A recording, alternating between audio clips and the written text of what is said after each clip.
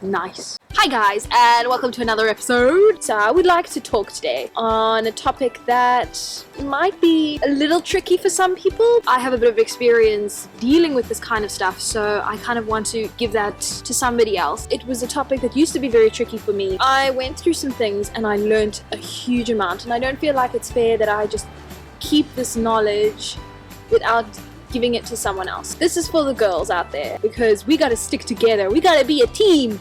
Don't we, Billy? We gotta be a team. We gotta be a team. Thinking about, okay.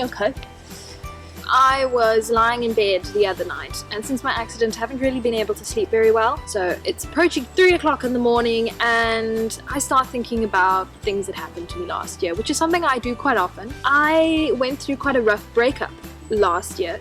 I'd been dating this person for about 5 years, or just under 5 years. There was a lot of drama. You know, breakups are never easy, especially when you've been dating someone since you were 15 or 16 or however old I was. It was very, very traumatic. Traumatic for my family. It was traumatic for his family. It was just a really, really awful experience. But because of this really, really awful experience, I've learned so much. I would have liked to have had more knowledge than I did, because I would have handled things a lot differently. I do know that if I could go back and do that all again, I'd rather die. First of all, I would change a lot of things if I could go back and redo all of that. Basically, this is going to be beneficial to you if you have gone through a breakup, if you're going through a breakup. I also would like to say though that this is my personal opinion, this is my experience, so I really hope that you could learn something from it. I hope that it'll help you in some way. I wrote a little blog type thing, I don't even know what you could call it, it's not very long, but I wrote 10 points to helping you get over a breakup or helping you through a breakup. Speaking from personal experience, when a breakup actually happens, you feel like you're going to die. You feel it in your soul, and it is awful, and it's panic inducing. Everything is now changed, especially if you live with that person. If I know for a fact, 100% fact, that those bad feelings do not last. I promise. And during the time you're experiencing these bad things, give yourself a little bit of a break. It's okay to feel those things. It is okay to want to lie in bed for a weekend, eat chocolate and cry. It is all right, and you should do these things. But eventually you need to grab your life back again and move on. And the best way to do that is to just carry on living your life. Carry on. Do you want to leave?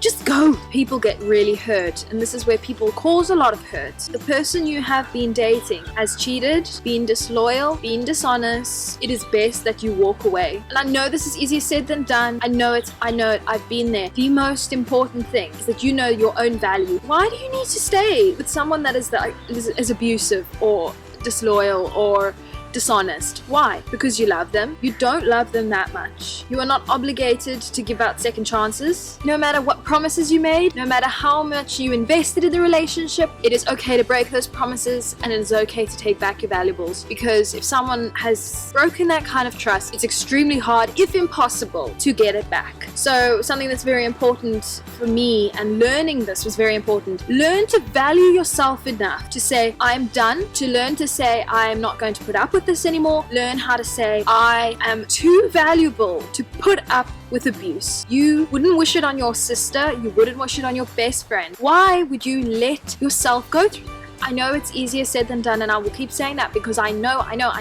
but I know how doable it is as well. The best thing you can do for yourself and the other person is to just simply walk away. There's also something extremely empowering about finding yourself after a breakup. It's the most amazing feeling. You'll feel like death for months, or however long it takes for you to get over the situation. You will feel like you wish that this had never happened. But one thing I do know is that when that day comes, when you start to feel better, you're going to feel absolutely fantastic. You will feel amazing, and I promise that. You will feel feel empowered, you will feel strong. Important thing that you need to remember is that it doesn't matter how much you love someone, it doesn't matter how important they are to you, it's not going to make them be loyal or be honest or stop abusing you. It's not going to make them love you back the way you wish they would. Loving someone is not enough. They need to love you the same way back. And it's a hard pill to swallow, but until you swallow it, you're going to live in denial. You're not going to experience the true value of a beautiful relationship. You will always be in this one-sided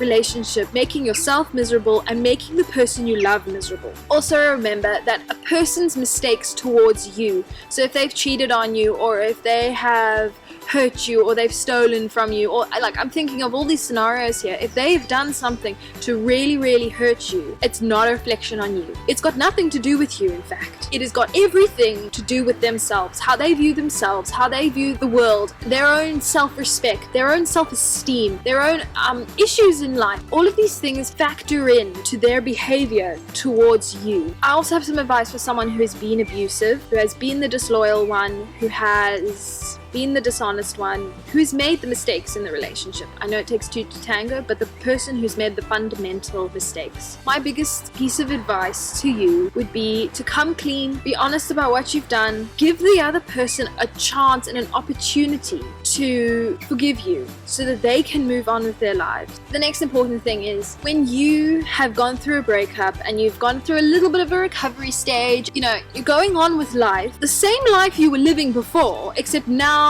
just your ex is no longer around. So there's that big hole, there's that big part of you that's missing, and it's not because it's your soulmate that you've lost, it's because you're still living the same life you were living when that person was in your life. It's not an easy thing to do. So my advice, and speaking yet again from experience, go out and change cities, change countries. I left my home country, I left and I came to England, and it was the best decision I ever made because I got to experience new people, a new culture. Everywhere I went, you know, it was totally new, and it was mine. It was mine. It was not ours or his, it was mine. And I could keep that. That was mine, which was fantastic. A bitter end is often disguised as a future beginning. I also want to stress and say that do not feel like you cannot speak up about what has happened to you. If you've been abused, or if you've been cheated on, or if you've gone through trauma, even if you're still with that person, don't be afraid to speak up. I've got this theory that often they will talk to their friends and family about all the awful things you do. You keep your mouth shut because you are feeling, you know how bad it is. You don't want your family to think how bad it is, and they discourage your relationship because you still love the person, you still want to be with the person. Don't let that happen. Speak up.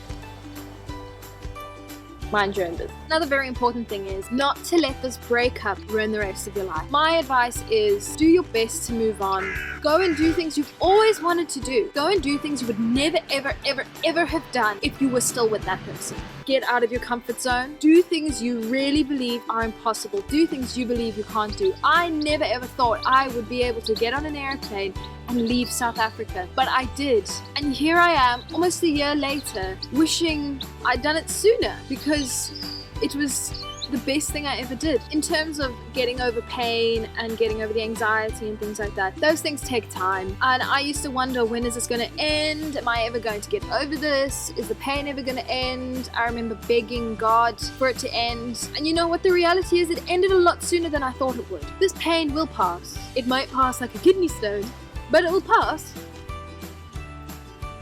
So I guess the message here is enjoy your life, don't let boys or girls be mean to you, and don't drink and drive. Bye guys! Bye guys!